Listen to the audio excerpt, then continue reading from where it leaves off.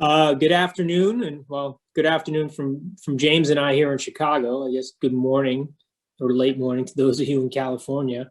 Um, I'm Brendan Carroll. I am a co-founder and senior partner at Victory Park Capital. We are an alternative asset management firm based in Chicago with a large focus on fintech. Very happy to be here with a longtime friend as well as the CEO of one of our portfolio companies, Avant. Um, we've been an investor in Avant since 2013, so apologies in advance. My questions may be biased because we're obviously big fans of the business. But before we jump in, I'll pass it to James to give a little background on himself. Hey, Brendan, thank you, and great to be here at the Montgomery Summit. I'm James Paris, CEO of Avant, and really excited for the discussion today. As Brendan says, we go way back, good friends with Victory Park, and Avant has been, working with them from the very early days. I think almost 7 years now. Really quickly, Avant is a consumer-focused lending and credit platform today, where we have personal loan products, credit products, and we're also launching some exciting new products this year, both in the point of sale space and in the auto space.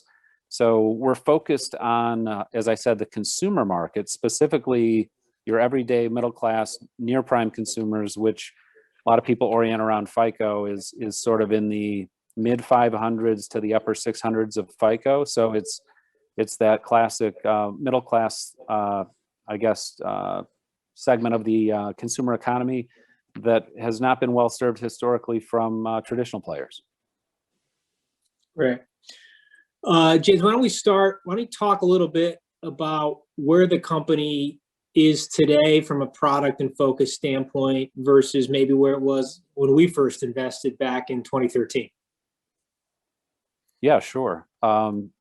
Well, maybe a little bit of history to kind of compare and contrast to your point would be helpful. So when the company started in 2013, we really had one product. It was a personal loan product, and we were very focused on the same consumer segment. And the rationale around that was coming out of the financial crisis, you had a lot of banks pulling back. You had some players that focused, that were non-bank specialty finance providers into this segment that really were not very effective for the consumer, and nothing that was happening effectively digitally. So we entered that space, focused on the near prime consumer because it is a huge segment that was underserved, really initially with a personal loan product, which was largely oriented around debt consolidation, emergency spend, access to funds. And what we've seen over time that's been an incredibly effective product for consumers. We've done about $7 billion of that product historically. But we started to see ways of addressing many, many more needs for consumers. And so about 3 years ago, we launched a credit card product, which has grown very significantly for us. And that product is oriented a little bit differently from the loan product from the standpoint that it addresses a larger number of customers. So it can meet the needs of the loan product customers, which on average for us is about a 650 FICO. We actually go much deeper as well with multiple credit card offerings, further down the spectrum. So I'd say that's obviously one of the big differences. In addition to that, as I mentioned, I guess at the outset, we're really excited right now to be in growth mode with launching some additional new products, again, aimed at that same customer segment. So we're focused on launching a auto refi product for the subprime, near prime consumer, which will be in the middle of this year. And that's a product that will essentially look to put some money back in people's pockets in connection with refinancing an existing auto loan. So we call that a cash out refi, which we think will be very well received by this category of consumers. And then we're also launching point of sale financing products that customers can take advantage of in an e-commerce setting, or potentially at another at a point of sale physically at certain merchants. And so that's obviously been a very high growth area, particularly with the pandemic and crisis and all the focus on e-commerce transactions. So we're excited to be launching both auto and point of sale, which we think will complement the loan and the card products. And ultimately, what we think Avant can become is really that trusted partner, trusted destination for a lot of those basic everyday consumer financing needs, whether it's a personal loan for a larger, more substantial situation, or that day-to-day credit card, your auto loan. And then we're also looking very hard at the space that we're seeing a lot of movement, a lot of change in around deposits as well. And I think if we're able to make some progress on that front, we would obviously have a lot of those core everyday products in one place for that consumer. So we're very excited about building toward that. That's good. We'll talk a bit about some of those products for everyone watching here in a little bit. But before we get there, because I know I get the question from our investors, let's talk a little bit about the split that happened a little over a year ago now between Avant and Amount, and maybe just sort of lay out the differences and the reasoning behind it. Absolutely. So we, for those that don't have all the background, we built a business called Amount within the Avant business. And this really kind of harkens back 5-6 years as we were building out the Avant business and focused on these near prime consumers. We realized that banks really were ineffective at addressing this customer category. So we thought, well, what if we approach the banks and try to help them with that? Said, hey, Avant can be a great partner to you. Well, it turned out that they were much more interested in figuring out how to power their own digital offerings with really world-class tech and software and great, fraud prevention and all of the things that are dangerous when you kind of first get into purely digital, credit products. So we started talking with them more about that. That's really the idea where Amount started to take shape, was maybe we should actually be building these tech platforms for the banks. And so that is Amount's focus, which is really on these back-end technical deployment assets that can help originate multiple different types of credit or deposit products through the modules that Amount has built. Avant has remained focused on the consumer and being a company that's there to meet the needs of the consumer. And whereas really the Amount products could work across any range of consumer categories, Avant's really focused on this near prime consumer. And so what we've done on our side since spinning out Amount, where Amount continues to provide back-end services to us, Avant has continued to invest materially in our own technical architecture. So a lot of investment in new data structures, a lot of investment in digital marketing capabilities, a lot of investment in our model hosting architecture. So how to think about the two businesses going forward. Amount is essentially a vendor of some of the back-end technical assets to Avant, whereas Avant actually sets all of the strategies, drives all the models, hosts all the models, and ultimately is responsible for the customer experience too. So we control and manage the mobile app and all the front-end assets that the customer interacts with and interfaces with. So all the marketing and everything is us as well. So distinct differences, and the reason behind the split was really to allow both companies to achieve their potential by being able to focus on what they needed to kind of drive both businesses, in the appropriate way. So the good news is both businesses have been doing really, really well. So Amount did 2 successful capital raises in 2020. Avant had a really strong year, and maybe we'll touch on the performance a little bit in a bit, but in any event, the transaction of spinning the companies out went really, really well, and I think has allowed both businesses to really flourish and move toward their goals. No, thank you. So let's talk a little bit, about the U.S. consumer.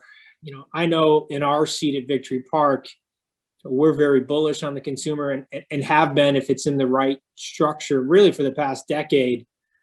But I want to talk a bit about, there's a common misperception out there amongst many investors that the consumer is not a good place to be, and that we would be proven wrong at a certain point. And let's call COVID that certain point. And I know that I've been very happy and surprised, obviously, with the performance of your company during this COVID pandemic. But with the U.S. consumer and a lot of other fintech businesses, exposure to that consumer as well. But maybe talk a bit about some of the things you were able to do when COVID hit to protect the business and your credit, and maybe some of the advantages of why a platform like yours is able to react quickly to something like that.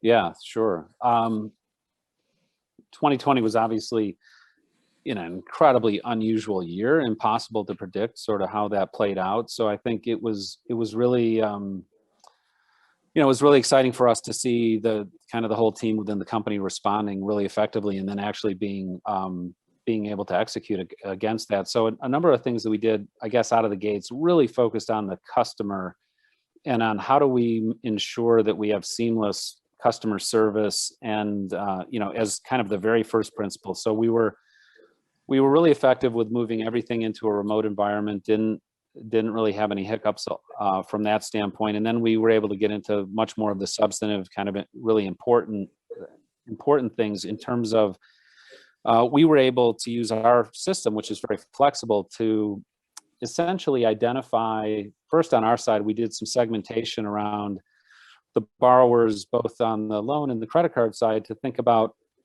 are there particular indicators of stress across the portfolio that we can use to kind of identify where those pockets might be? And then can we proactively reach out to those consumers with some proactive options and offers as to sort of how they might be able to work through if they're dealing with a hardship. So what we did on that front, I think, was a big effort from our internal data analysts and risk teams, as well as product, and ultimately the teams that deploy this. But what we wound up with was a highly customized, individualized solution at the customer level, which would result in different outcomes for different people because it was really customized and designed to what their situation was. So that speaks to, I think, the fact that we have a really flexible platform where we were able to essentially put this new concept for that type of borrower modification in place very quickly. And it was just what was appropriate given the situation of COVID. And I think it's an important point because, COVID was somewhat unique and different, and the next thing is going to be unique and different too. It's going to be something else, whatever it is. And I think what's nice about, I think, being on a modern platform, and I think this is the case not just at Avant, but at a number of the more modern platforms, you have indicators. I mean, everybody's kind of following what they're seeing in their, from a risk standpoint. But when you see an indicator, what can you do about it? Can you actually take some action? Can you address it proactively? And I think our system allows us to do that. So that was something that was very effective. And we've seen, we saw a period of time where a not insignificant number of customers actually did need some help in customization, and they were able to take advantage of that. And what we've seen has been really, really strong adherence rates with people if they're on a program. And it's been pretty small for us in terms of that population, but they've done very, very well. So that's translated to very strong performance for us and for the industry. But I think we were really well positioned to be able to move quickly on that front. I say the other things that we did, maybe just to build on that a little bit, is we were able to make a number of adjustments very quickly in terms of underwriting and marketing. And our first instinct was, hey, let's just take it easy a little bit. Let's make sure we have a handle on, sort of how deep, how significant, how rough the road is going to be as we get deeper into, the COVID crisis. So we were able to make a number of modifications where we could sort of tighten marketing, tighten credit, keep a very careful eye on things. And then later on in the year, open those things back up again. And so we had a lot of flexibility on the marketing, on the pricing, on the underwriting side, as well as on the servicing and sort of how we approach the borrower side. So it felt really good having a system that could, react to what we wanted. And so I think that's hopefully that came through. I think that was. No, yeah, it did. And I know as we looked across our portfolio when COVID first hit, we were expecting hardship requests to be significantly higher than what they actually ended up being. And for the audience, what I mean by that is when a borrower calls and asks for, an extension on payment, an interest vacation holiday, so to say, so that, they have more time to pay their loan based on hardship. And we expected, obviously, COVID would create a significant amount of hardship across our portfolio. portfolio of, call it 20 plus businesses, but we were very surprised pleasantly that borrowers performed very well, and those hardship requests were a lot fewer than we thought they would be. Now, I personally think a lot of that has to do with the government stimulus package, people staying at home, not having places to go and spend money. But you're a heck of a lot closer to it than even we are. So let me touch upon that for a little bit. Yeah, it's a great question. It's one that the whole industry has been focused on for quite a while, and so I agree with you. I think that there were certainly really significant impacts in a positive sense from the government's actions on the stimulus front for consumers. So we saw that as recently as the stimulus package that was passed in November, December, and it actually hit in late December.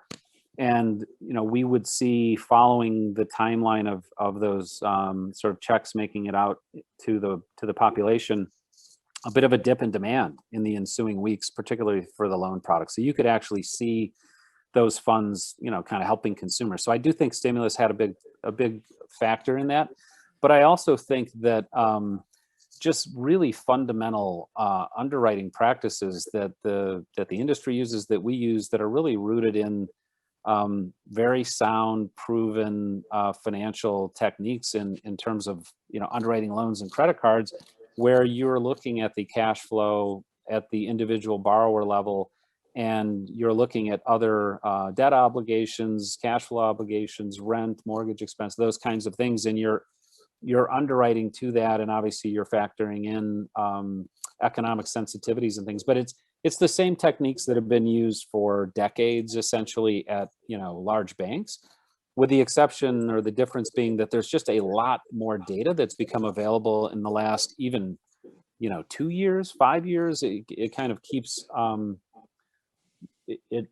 it continues to evolve in terms of some of the data that we can use compliantly to decision and select customers around underwriting and marketing. So I think that continues to get better, which allows us to say, the industry to say yes to more people, because there's better transparency. But yeah, I think that what you saw was the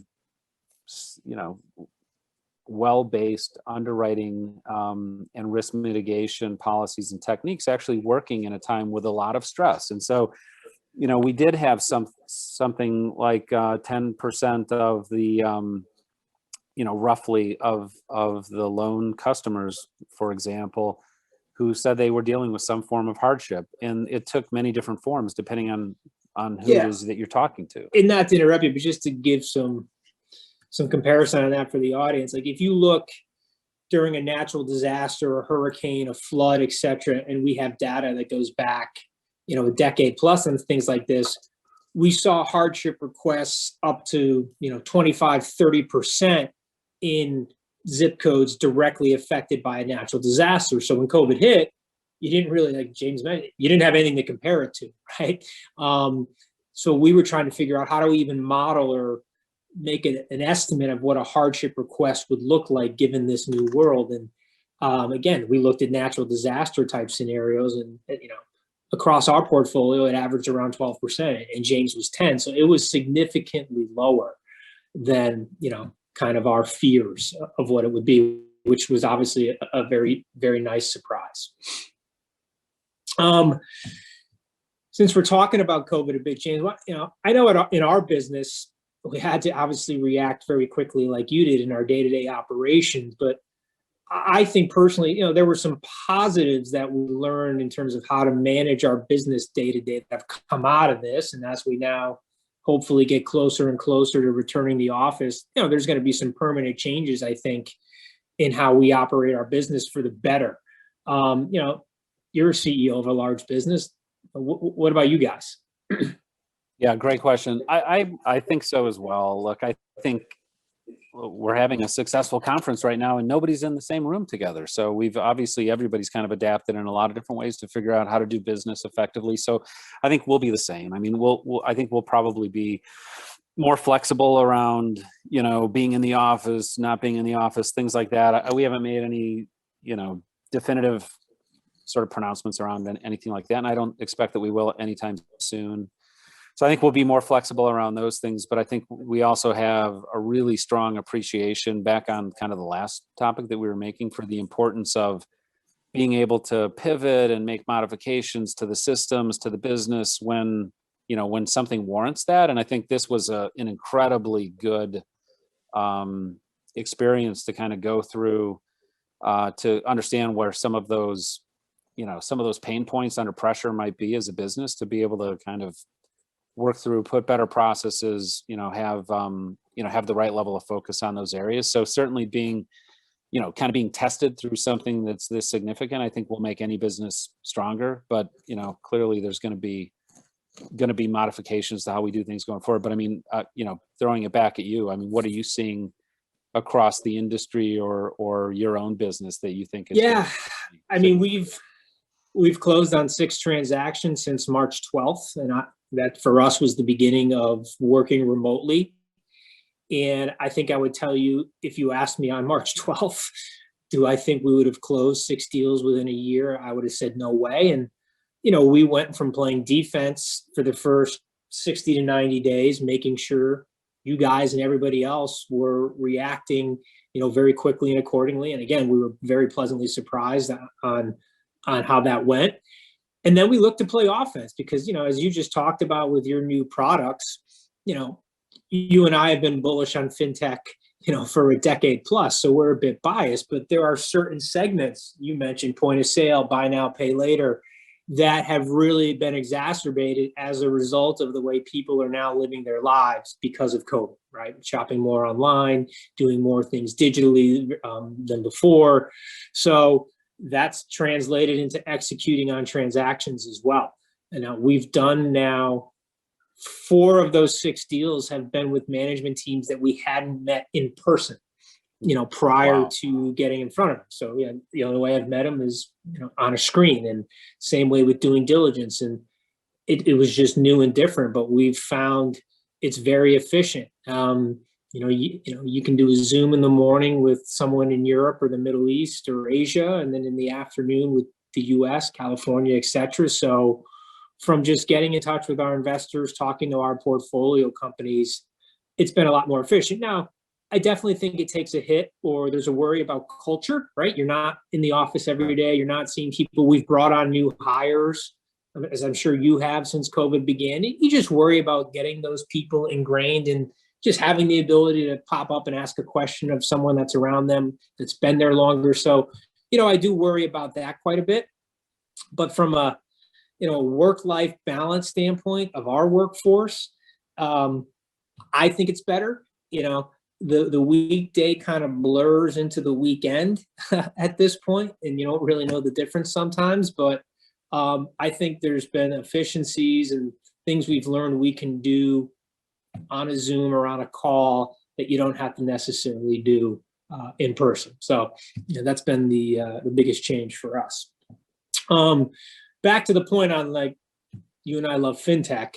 You know, let's talk about 2 things. First, let's talk about regulatory. I know you and I follow the regulatory world of fintech very closely, and we have for a long time. And there's been significant amount of change in the last decade. But I think it's pretty safe to say, you know, the industry is not going anywhere. If anything, it's going to continue to grow, which is going to just bring new views and new opinions on regulation.